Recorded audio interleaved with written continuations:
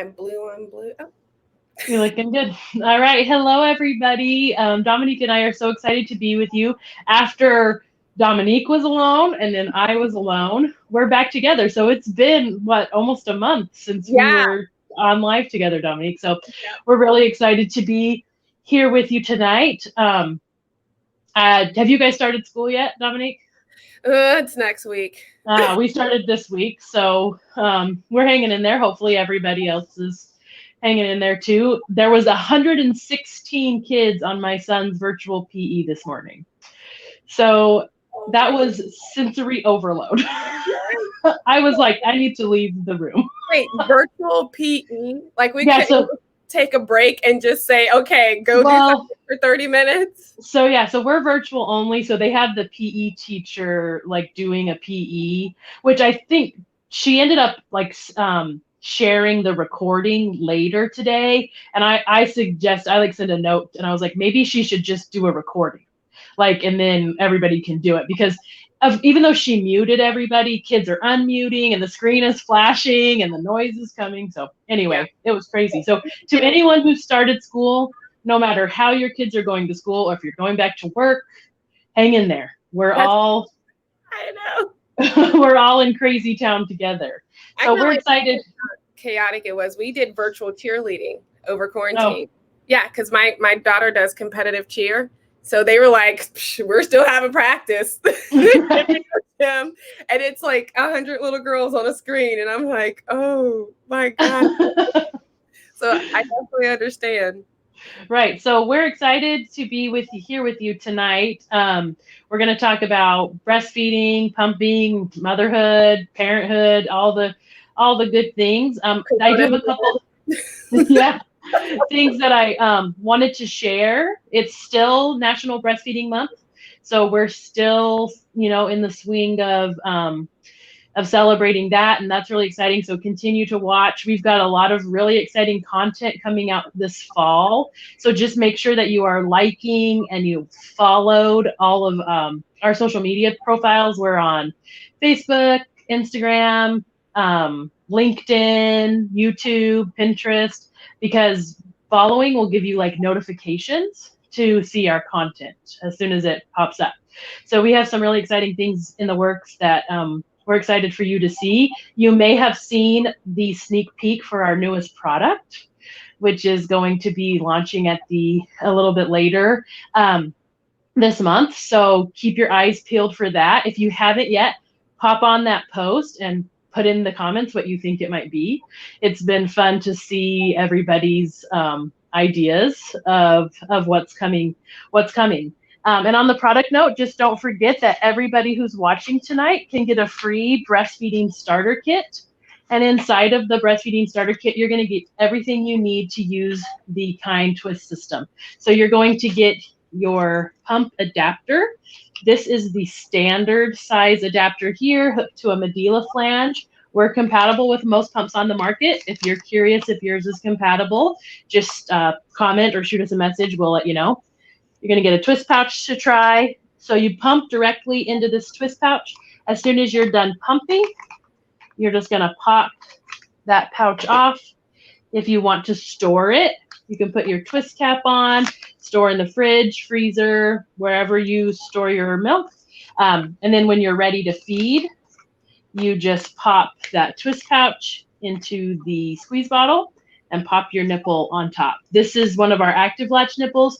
You can use our same adapters that you use on the pump to attach other nipples to the squeeze bottle if your baby has a preference. We all know that babies can be really particular about the nipples that they like. So if they're not a fan of the active latch nipple, then you can use the adapters to attach whatever nipple your baby likes. So don't forget, if you haven't tried Kiinde before and you're interested, click to get your free starter kit. It also makes a really great baby shower gift or postpartum gift if you have a friend who is going to be breastfeeding, pumping, or even formula feeding. You can do in these pouches. Once you have moved on a little bit, you can also use the pouches with purees, smoothies, things like that. We have a spoon attachment, a sippy top, and a snack spout. So the system really grows with your baby. My kids are 4 and 6, and we still do smoothies or slushies or yogurt in these, especially when we are on the go. So yeah, so if you haven't tried Kind, be sure to click to get your free starter pack today. And we'll jump into the questions. I think Emma has one ready to go for us. All right. All right, this one says, how often should the Kind nipples be changed out? So this is kind of just like any other nipple that you would use, any other kind of silicone nipple. It's just as needed.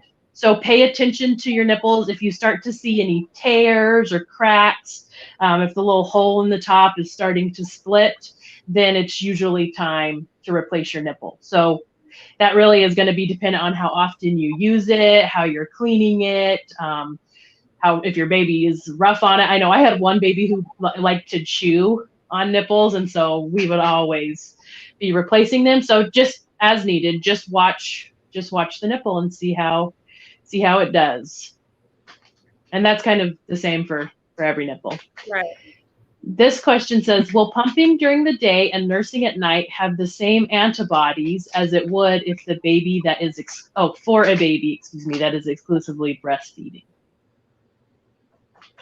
I just, if your baby is getting breast milk, they're getting antibodies. The level or amount or type of antibodies just depends on exposure at the time the baby is receiving that breast milk. When you are pumping it's breast milk. It just, it doesn't change what antibodies your baby is getting. It's just, are they going to get the live antibodies right then and there? No, because it's going in a freezer. They're going to get a little bit later. But whatever you're exposed to, your body will create antibodies to, and that's in the breast milk. So rather they get it, immediately or next week is, just depending on when the baby gets it. But I don't think it changes the antibody amount. Yeah, no, I would say the same thing. And especially if you're breastfeeding or feeding at the chest during the day or during the night, but pumping during the day, antibodies don't just they're not in our system for a short amount of time, right? They're there for, a good period. So you're going to get that good balance. And even if you were exclusively pumping, we actually just shared about this on social. Even if you're exclusively pumping, you're still exposed. Right. And so your body is still going to make the antibodies the same way that it would if you were feeding at the chest. The delivery method isn't that important. Right. Exactly. For the benefits. This question says, how can I comfortably get baby to breastfeed while sitting? We've been laying down because it's just so much easier for us, but I'd love to be able to breastfeed while I am out. I personally never mastered the stand. I had a sister who could vacuum her front room and breastfeed. I couldn't do that unless I was wearing my baby. I had a baby carrier. So that may be something that can help with the standing. For sitting, I would just suggest a pillow, using a pillow to support your baby. What would be your suggestions, Dominique? I agree. And then just practice, find a hold that works for you and just practice that hold. Generally, I'd say probably the semi-reclined is pretty easy. You can do that whether you're sitting straight up or semi-reclined. But you can do cradle position. I would just practice. And if you need a pillow for support for now, practice with the pillow until you get better at it. So it's practice makes perfect. And your baby generally doesn't matter. Standing, I would say, I'm fairly small chested and still was not able, I was not a good standing and breastfeeder unless my baby was in a carrier. So as far as standing goes, that may be the answer for you, is to get a good carrier like a ring sling or a soft structure carrier and nurse the baby that way. That way the baby is supported and you can just lower and adjust as you need to while standing. And that may help too in public. It's a little bit more discreet when you're using a carrier. But I personally have no suggestions for standing because I never was able to. If my baby was hungry, then we're just sitting. Yep. That's how it was for me too. I was always in awe of my sister that could she could one hand it, and I'm just like, man, I just didn't have that skill set. So I mean, I don't know if that comes with practice, if it's more natural. I usually a lot of times took it as an opportunity to sit. I was like, hey, we're gonna sit down. I didn't just at all, but it's just I mean, I've tried it a couple of times and I didn't feel, like you said, it didn't feel natural, didn't feel comfortable. So I just didn't do it anymore. And then I just got into my head, why am I trying to do work while feeding my baby? Right. So I was just like, I'm just going to sit down and engage with the baby and just maybe this is the higher power telling me to take a break. Yes. This question says, while latching, it's uncomfortable for about a minute before letdown, and then it's fine. No damage is visible. Is this something normal, or is there something that's happening with my baby's latch? It sounds like your baby has an incorrect latch. And then once they get a fast flow, they correct the latch by going on deeper so they can suck stronger to handle the flow. So my suggestion would be to work on the latch, make sure that baby is nice and wide and deep when baby is going on to the breast. So I think I have a boobie, maybe. Sorry. So where's the camera? Here we go. So when baby is latching on, line baby up nose to nipple. So baby has to open up wide to get on the breast. If you're latching baby centering the nipple and the mouth, then baby's going to go on shallow. And then as soon as they get that flow, they're going to correct that because they need a wider latch to handle the faster flow. So they're going to go on deeper at that point. So it just sounds like your baby's just latching incorrectly at first. He stimulates you to get a let down and then he fixes it. So the fix for that is to make sure the latch is wide and deep to start, and then it won't have any pain in the beginning of the latch. Yeah, the only thing that I would add to what Dominique said, which was awesome advice, is that if your baby is brand new, like you just had your baby, you may experience some discomfort in those first, 30 to 60 seconds. But I wouldn't call it pain, right, Dominique? Would you agree? Right. It's just kind of a different sensation. Yeah. And for some people, something else that may be kind of helpful to just check with yourself is, for some people, the letdown sensation is kind of uncomfortable, and we sometimes in our head are relate it to feeding. But it's really just that tingling from the letdown. So maybe the next time you feed, sit down, kind of try what Dominique said, get your baby to latch really, really wide and really pay attention. Is it pain here in the front of the breast, or is it discomfort, coming down? And that will also help you to determine what it is. And if you decide it's tingling from the letdown, then it just subsides. If your baby is totally brand new and breastfeeding is brand new to you, usually that initial discomfort, I would say, goes away after, I don't know, the first couple weeks. Yeah. And that's at most. And then if it's still, nipple and breast pain, then again, Dominique's awesome advice to get that baby latching on really, really deep. This question from Amy says, I plan to exclusively pump from birth. How many times should I pump a day and how long? Dominique gives the best pumping advice. She's awesome with the pump.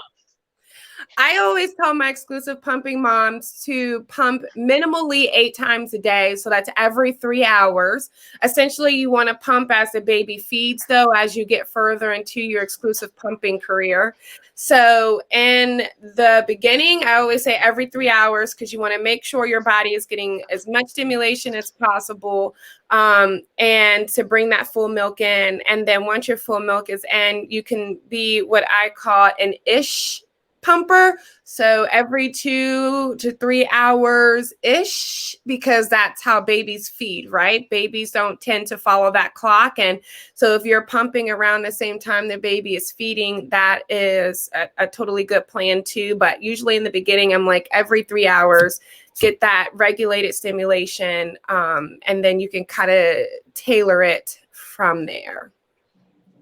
Yeah. And the only other thing I would add to that, and this is not even pumping, is get that skin to skin time in those early days, because even if you're not latching at the breast, the just skin to skin on the chest, your body is still responsive of that. And so that can really help to kind of get that milk production, those hormones stimulated, which will just help you along your exclusively pumping journey.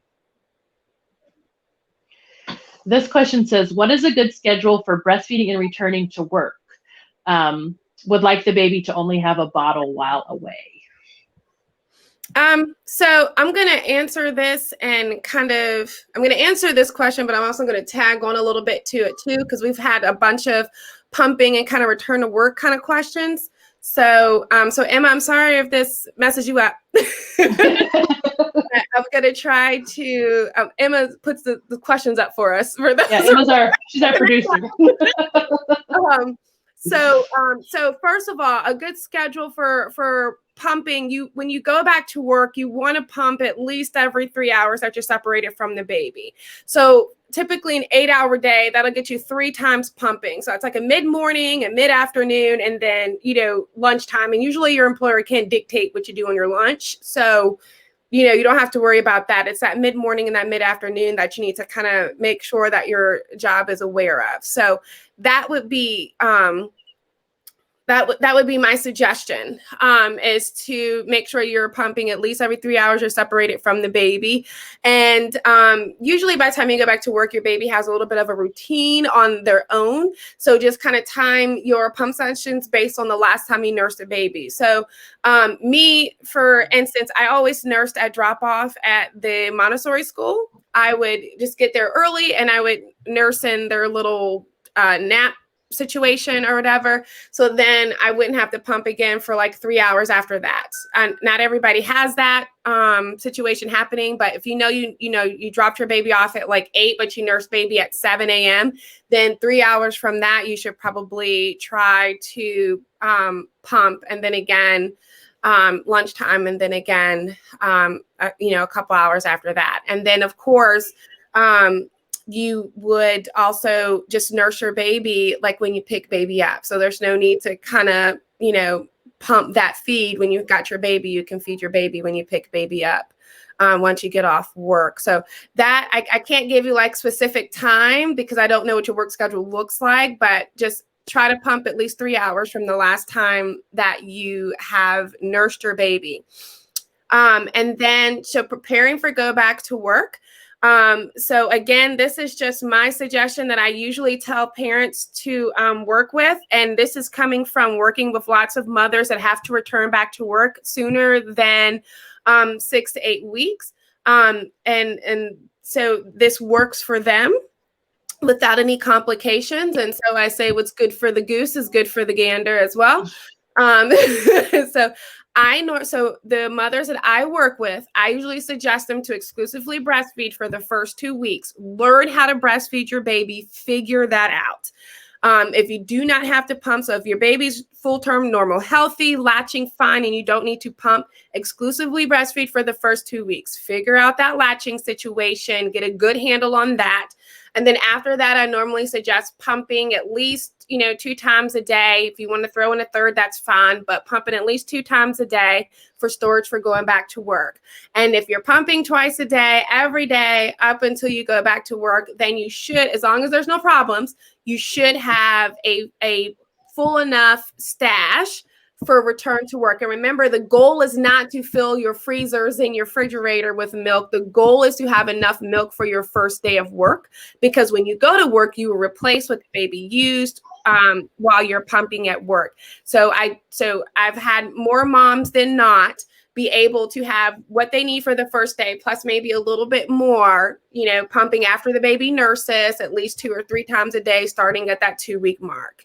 If you have to go back to work sooner than 2 weeks, then at that point, I usually tell moms, well, then you got to stop pumping right away, because they have no choice. It's, they don't want to give their baby formula, which is, fine, their choice. So then I usually get those mothers pumping right away. But if you don't have to, you got a little bit of time, then I just say, learn how to breastfeed for the first 2 weeks, figure that out, and then add pumping on.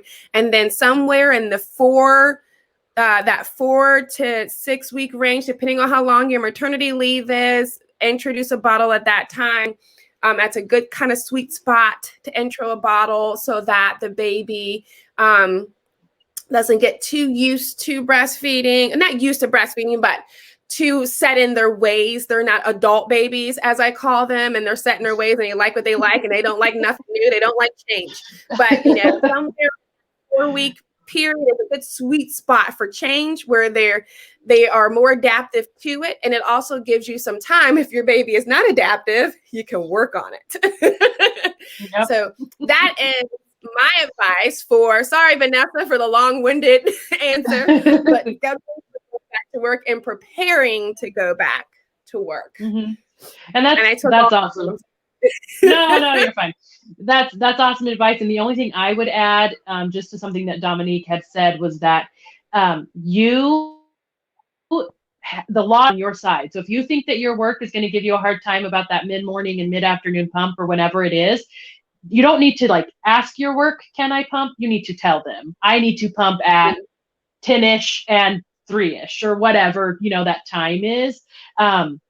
Like Dominique said, your lunch break, they really cannot tell you what you do on your lunch break. So that probably, if you're worried about a struggle, won't be a struggle. But if either of those break times, federal law says that breastfeeding mothers are to be given adequate time and space to pump milk for their baby while they're away. So please know that yes, not a bathroom, not your car, not the supply closet that has no light bulb, right. A nice, comfortable space. And I will say, I think that a large majority of employers do a really great job of accommodating breastfeeding moms. But if you are worried about that, just know that, you've got the law on your side.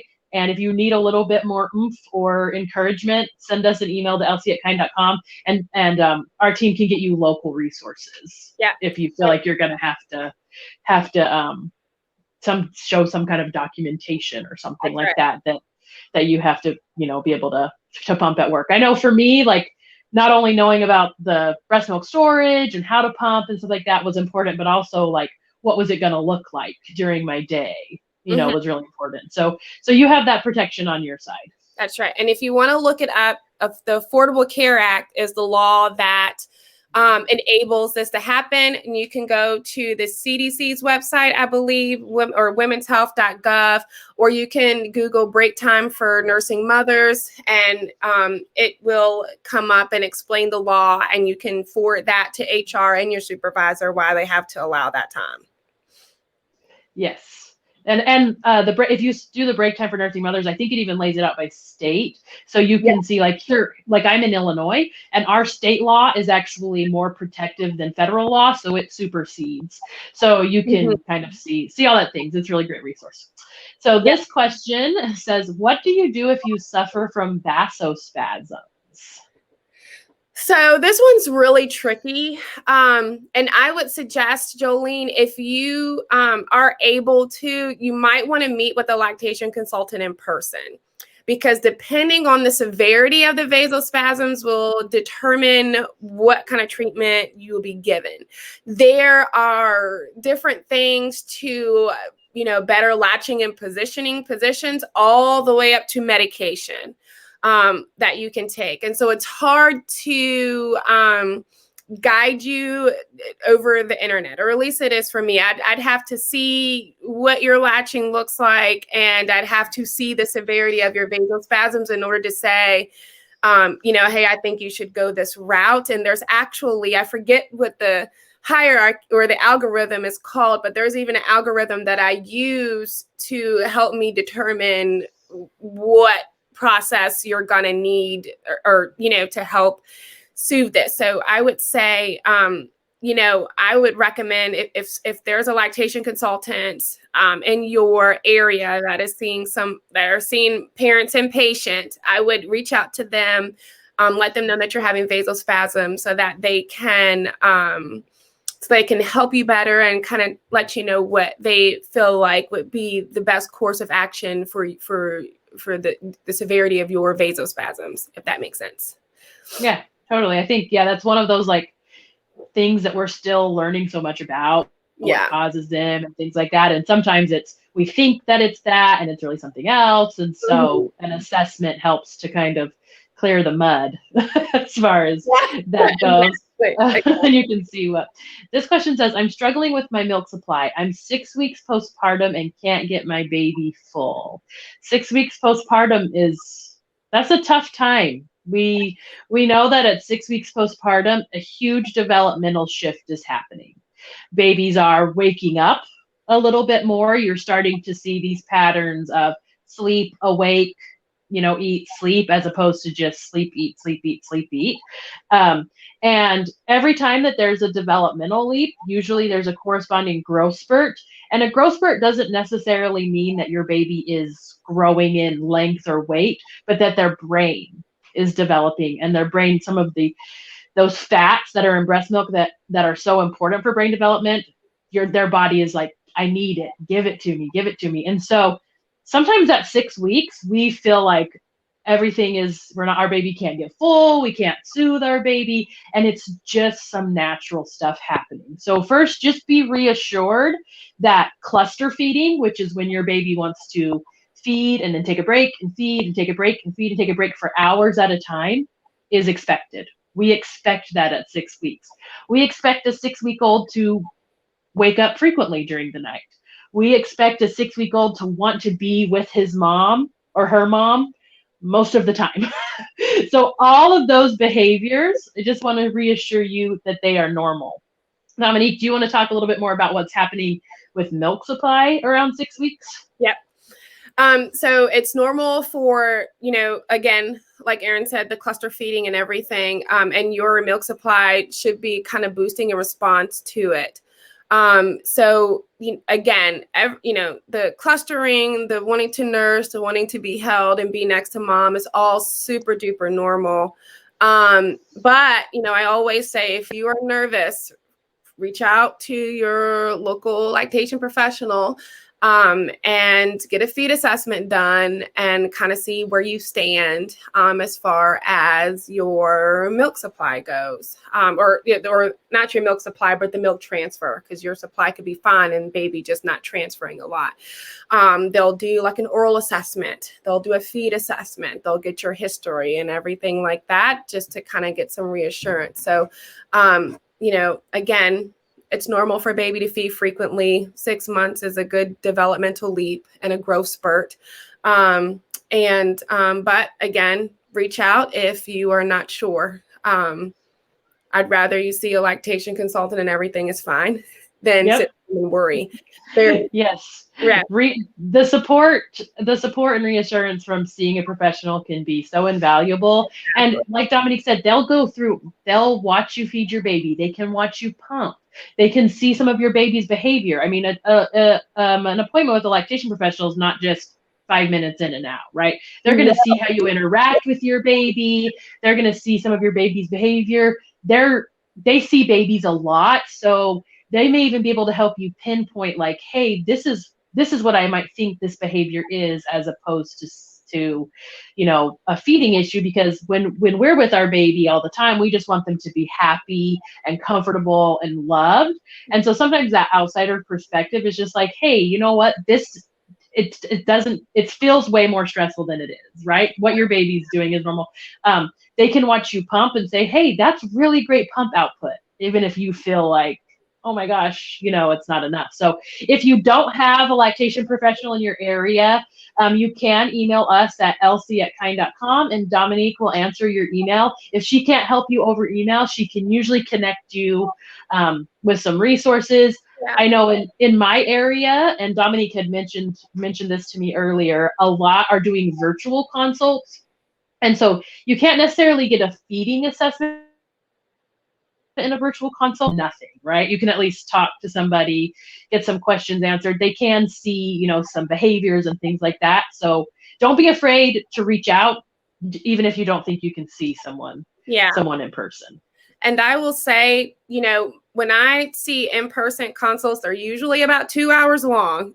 So, and that's more on the norm. And I've found so many things where moms weren't even thinking about things. I've found torticollis. I've found hip dysplasia. I've found jaundice. All these things where parents are thinking that things are fine and they're just like coming in for just like a reassurance check.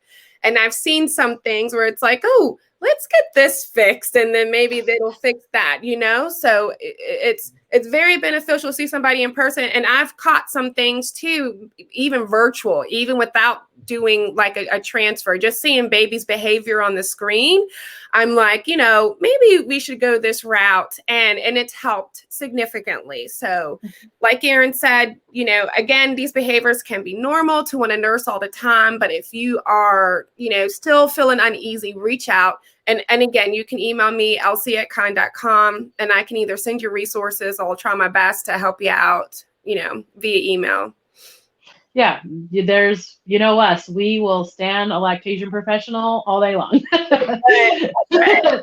This question says, is it possible for someone to need 2 different size flanges for pumping, like 21 on one side and 24 on the other?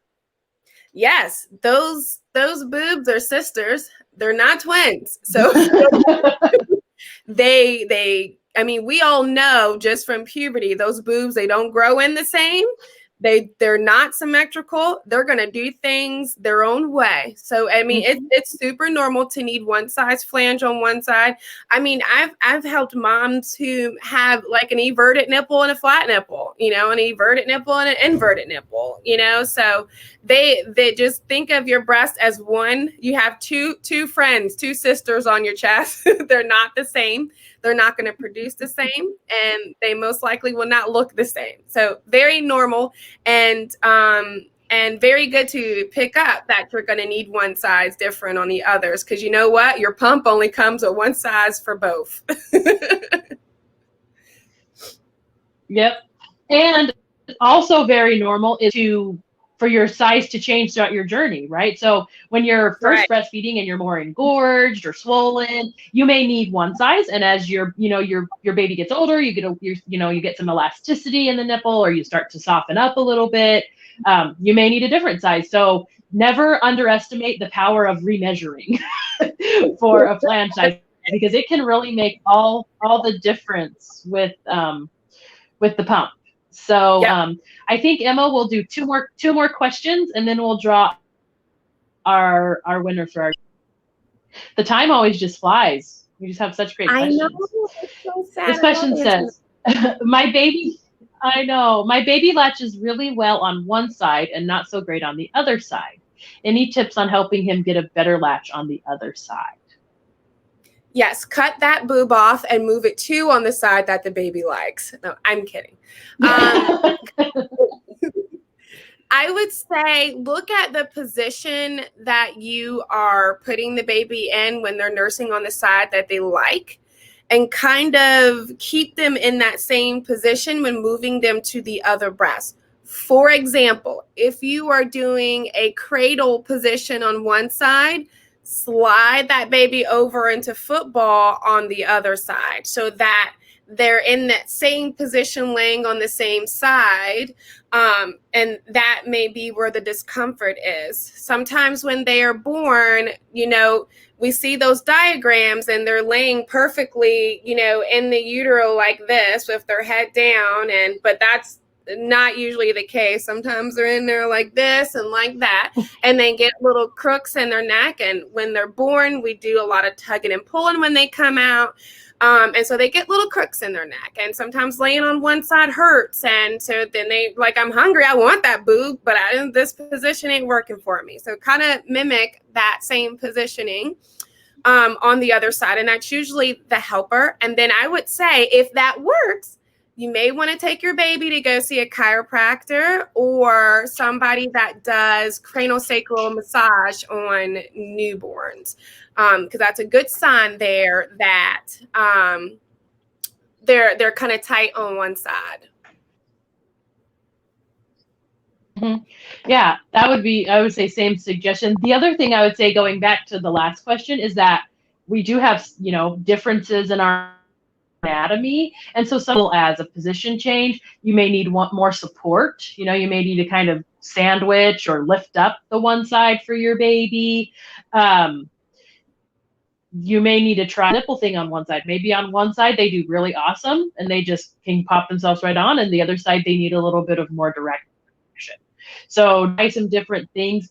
I know something that I say a lot is pay attention to your baby when you're nursing them, because not that I assume anyone doesn't pay attention to their baby, but it becomes very comfortable for us, right? And we latch them on and we feed them. And if you sometimes really take a second to watch, you can really start to notice some little things like, oh, hey, they are pulling their neck to the one side, or some babies like to keep a hand, and that darn hand just gets in the way all the time, So if you really start to really pay attention, my daughter, she, for like 9 months of her life, lifted her left leg when she nursed. And I don't know if that's just like, if she just had like her leg up, but she would lift it. And we would always crack up because she would always just lift that left leg. And I'm like, can you imagine like being in one position for 9 months? You would want to be in that. Right. It's like, no, it's comfortable up. Yep. So just kind of, watch your baby and see what they're doing.